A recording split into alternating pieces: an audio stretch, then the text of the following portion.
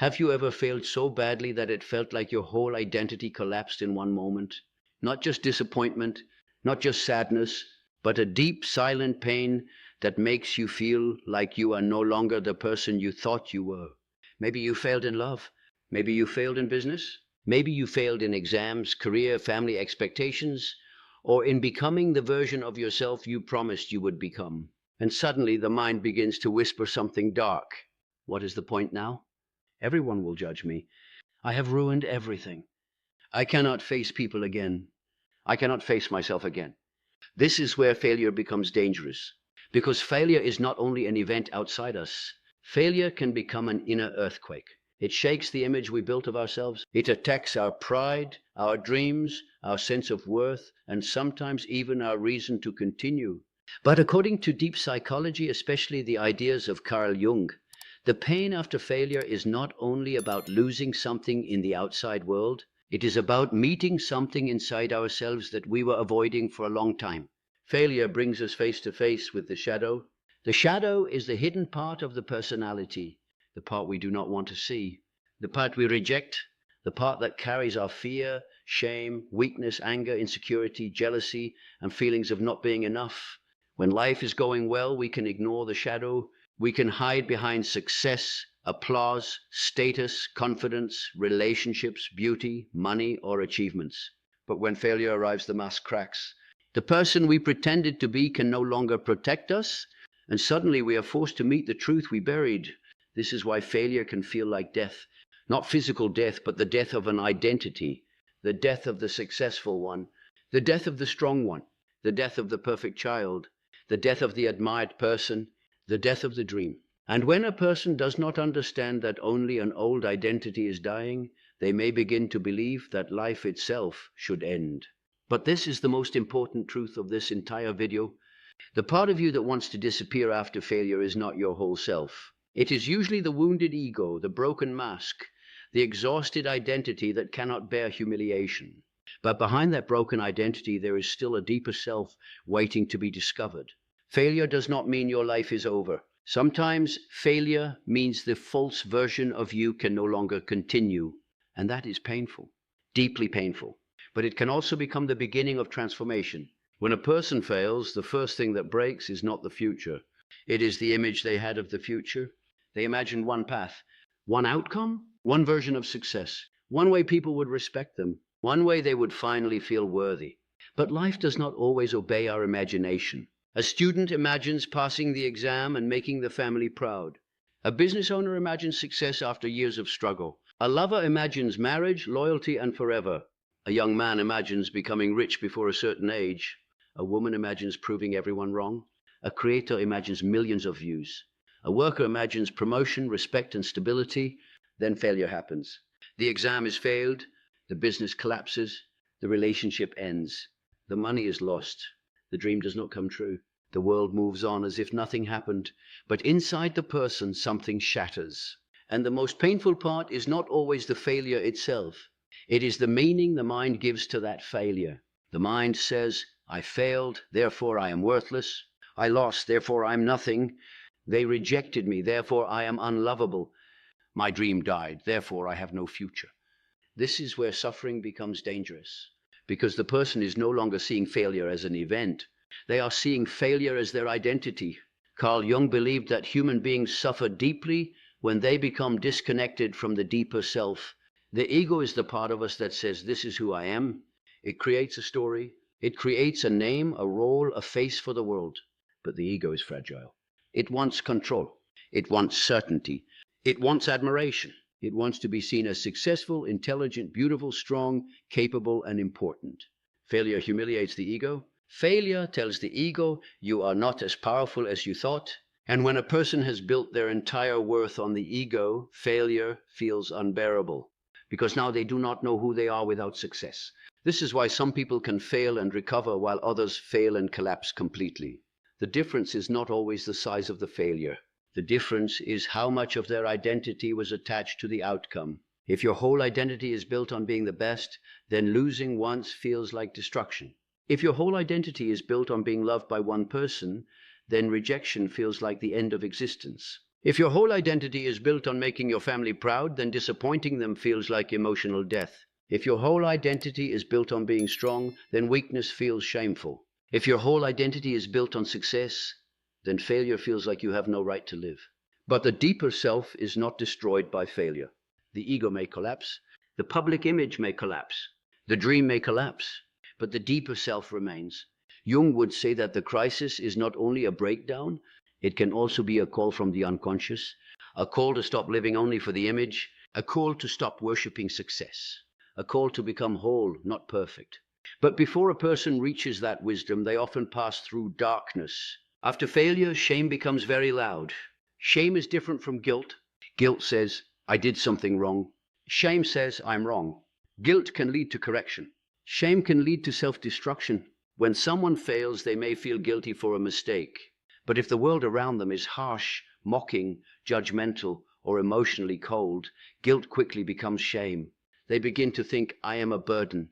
I am a disappointment. I am weak. I am behind everyone. I have no value. This is why words matter. A person after failure does not always need lectures. They need presence.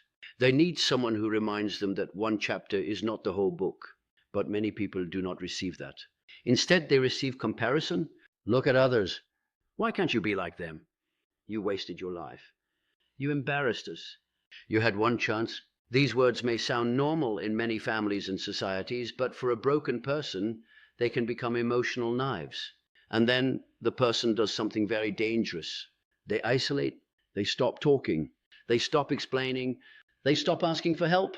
They smile outside but collapse inside, and the mind becomes a prison. Jung understood that the unconscious becomes more powerful when it is ignored. Whatever we refuse to express does not disappear. It grows in the dark. A person who cannot say, I'm ashamed, may begin to feel numb. A person who cannot say, I am scared, may begin to feel hopeless. A person who cannot say, I need help, may begin to believe nobody cares. This is why silence after failure can be dangerous. Not every quiet person is okay. Sometimes quietness is not peace. It is a soul trying not to fall apart. When people think about giving up after failure, they are often not truly asking for death. They are asking for the pain to stop. They are asking for shame to stop. They are asking for the inner voice to stop attacking them. They are asking for the pressure to stop. They are asking for a way out of a mental room that feels locked from every side. This distinction is important. The person may not want life to end. They may want the current version of pain to end. They may want the humiliation to end. They may want the fear of the future to end. They may want the burden of expectations to end. They may want the unbearable story in their head to end. And this is why help matters. Because when someone is drowning in their own mind, they cannot always see the shore. Another person, a therapist, a trusted friend, a family member, a crisis worker, or a spiritual guide can become the temporary light they cannot find inside themselves. In Jungian terms, failure often forces a confrontation with the shadow. The shadow may say, you are not special. You are not in control. You are afraid. You are jealous of others. You wanted success because you wanted love. You wanted achievement because you felt worthless. You wanted applause because you were empty inside.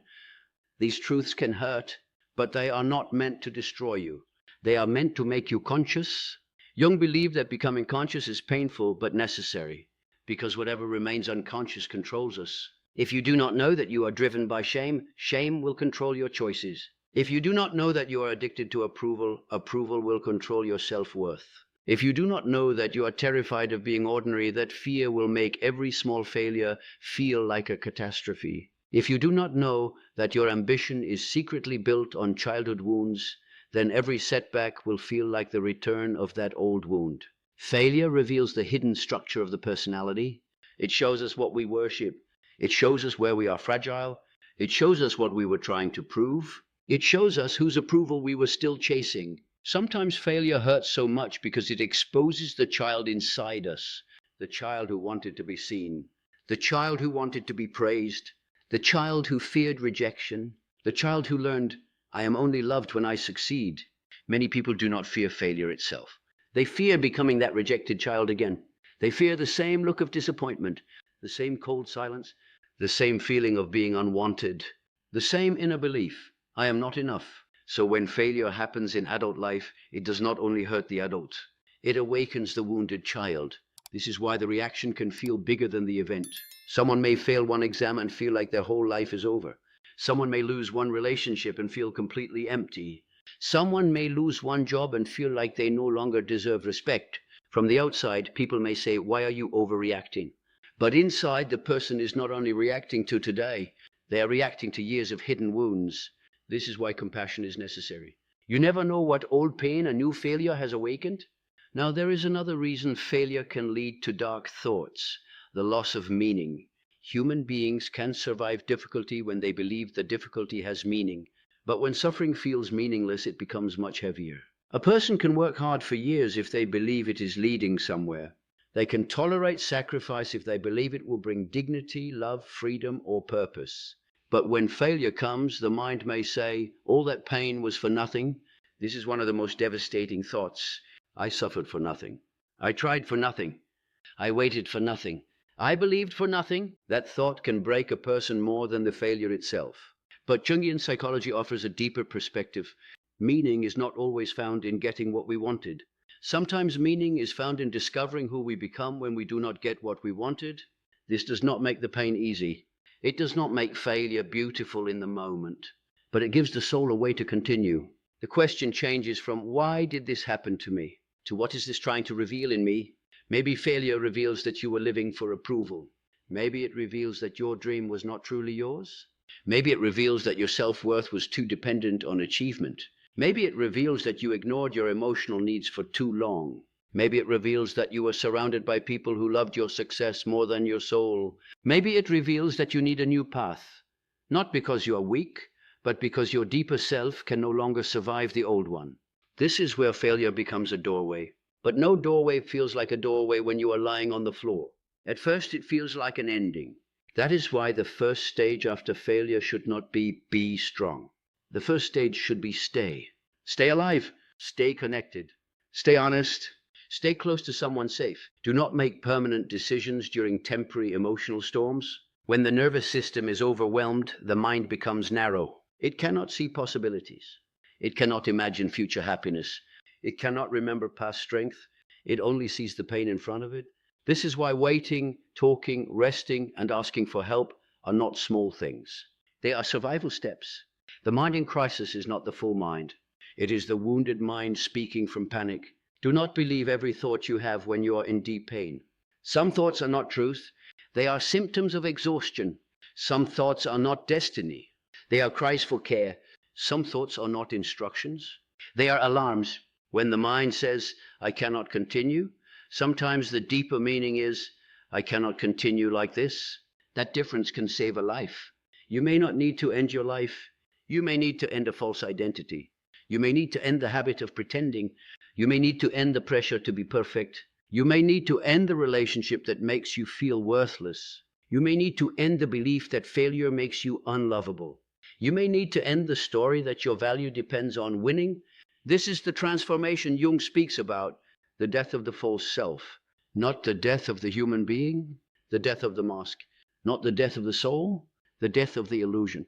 Not the death of the future. Failure becomes dangerous when we confuse these two deaths. When the mask breaks, the person thinks, "I am broken." But the mask is not you. The role is not you. The achievement is not you. The relationship is not you. The exam result is not you. The bank account is not you. The public opinion is not you. These things may affect your life, but they are not the totality of your being. The deeper self is larger than success and failure. This is hard to believe when you are shamed, because shame makes the world very small. It makes you feel like everyone is watching you. Everyone is judging you. Everyone remembers your mistake. But most people are busy surviving their own lives. Your failure is not as permanent in other people's minds as it feels in yours. And even if some people judge you, their judgment is not the final truth about your existence. Sometimes failure becomes unbearable because we give society the power of God. We act as if people's opinions decide whether we deserve to live. But people are limited. People are wounded. People project their own fears. People judge what they do not understand. People mock today and forget tomorrow. Do not surrender your life to the temporary noise of others. Jung would remind us that the journey of becoming whole often begins where social approval ends. Many people never meet their real self because they spend their whole life performing for others. Failure interrupts the performance. It says, "Now who are you without applause?" This question hurts, but it is sacred. Who are you when nobody claps? Who are you when you lose? Who are you when your plan fails? Who are you when people misunderstand you? Who are you when you cannot impress anyone? At first, the answer may feel empty, but that emptiness is not the end. It is space. Space for a more honest self to emerge. A self that does not need to be perfect to be worthy. A self that does not need constant victory to feel alive. A self that can say, "I failed, but I am still here." And sometimes "I am still here" is the most powerful sentence a person can say. Now let us talk about the shadow more deeply. The shadow is not evil. It is simply the rejected part of you. If you always had to be strong, your weakness goes into the shadow. If you always had to be successful, your fear of failure goes into the shadow. If you always had to be obedient, your anger goes into the shadow. If you always had to be perfect, your mistakes go into the shadow. If you always had to make others proud, your own desires go into the shadow. But the shadow does not disappear. It waits. And when failure happens, the shadow rises. Suddenly the strong person feels weak. The calm person feels rage. The confident person feels worthless. The successful person feels like a fraud. The good person feels bitterness. The hopeful person feels despair. This can be terrifying if you do not understand it. You may think, "Oh, what is happening to me? Why am I thinking like this? Why am I feeling things I never wanted to feel?" But from a Jungian view, this is the unconscious becoming visible. The task is not to hate yourself for having dark thoughts. The task is to bring them into the light safely, to say, "A part of me is in pain, a part of me feels ashamed, a part of me wants to disappear, a part of me feels like I cannot face the world. But also, this part is not all of me." This creates distance, and distance creates survival. You are not your darkest thought. You are the awareness that can notice the thought. This is very important. When you can say, "I am having the thought that life is not worth living," instead of "life is not worth living," you create space between you and the thought. That small space can become the beginning of healing. Now, healing after failure is not about pretending everything is fine. Toxic positivity can be harmful. Do not tell a broken person, "Just be happy." Do not tell them everything happens for a reason too quickly.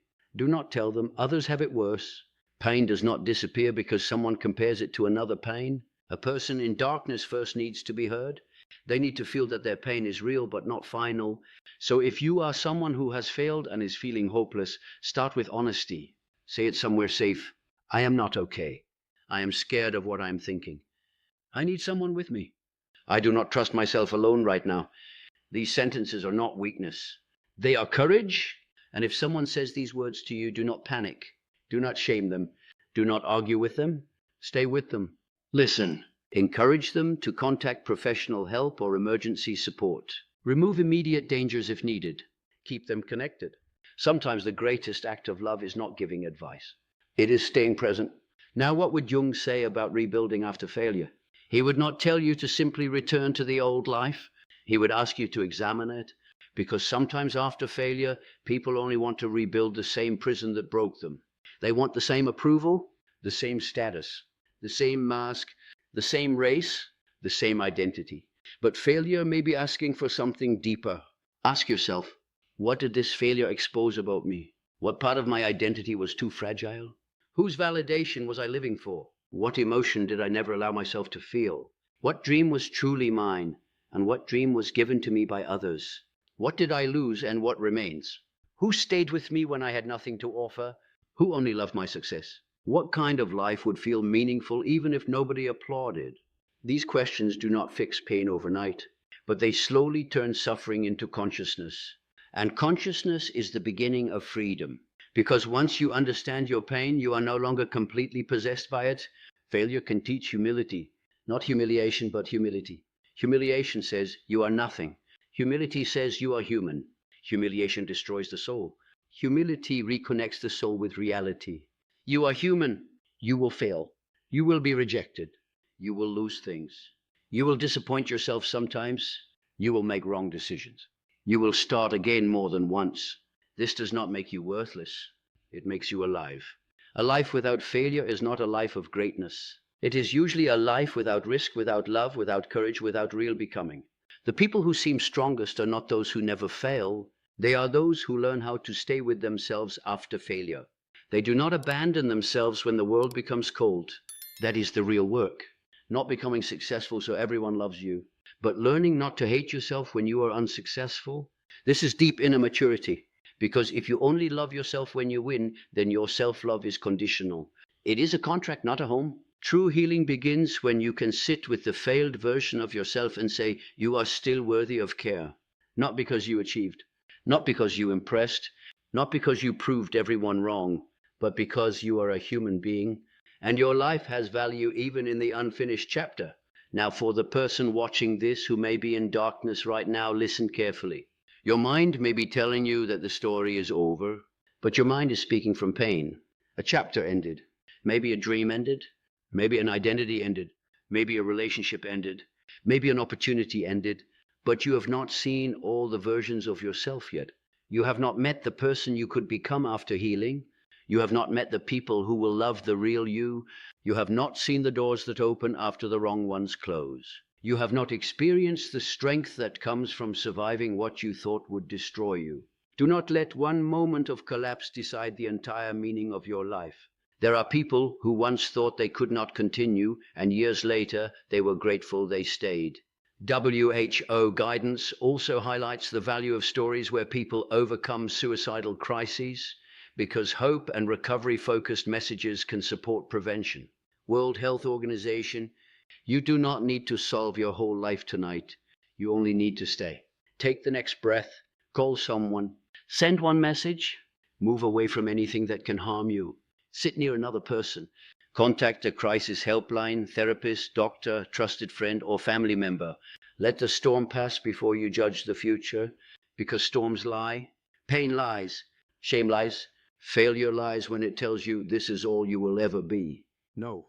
You are not only the person who failed, you are also the person who can rise with more depth, more compassion, more truth, and more wisdom. Jungian psychology does not promise that life will be easy. It says that the darkness can become conscious, the wound can become a teacher, the shadow can become integrated, the broken identity can give birth to a more complete self, but only if you stay, only if you do not confuse the death of an old identity with the end of your life. Failure is painful because it strips away illusion, but sometimes what falls away was never truly you. The mask falls, the fantasy falls, the false confidence falls, the people-pleasing falls, the borrowed dream falls, and beneath all of it, something real remains. A quieter self, a wounded self, a tired self, but a real self, and that real self does not need punishment. It needs care. It needs time. It needs help. It needs meaning. It needs someone to say, you are not finished. So let this be the message. After failure, do not ask, why am I worthless? Ask, what part of me is asking to be healed? Do not ask, how do I escape this pain forever? Ask, who can help me carry this pain today? Do not ask, how do I erase myself? Ask, what false version of me needs to end so the real me can live? Because sometimes the darkest moment is not the end of the soul. Sometimes it is the beginning of honesty. And honesty, even when painful, is the first step toward becoming whole. Failure may break your pride. It may break your plans. It may break your image, but it does not have the authority to decide your worth. Your worth is deeper than success. Your life is larger than this failure, and the part of you that is suffering right now deserves help, not judgment. So stay, speak, reach out, let one person know, and remember this, you are not weak because you fell. You are human because you fell, and you are not finished because you failed. You are being invited painfully and deeply to meet yourself beyond the mask. That meeting may become the beginning of your real life. If this message reached you at the right time, do not ignore it. Share it with someone who hides pain behind silence. And if you are struggling with thoughts of ending your life, please reach out to someone now. You do not have to carry this alone. Help exists. Your life is still worth protecting.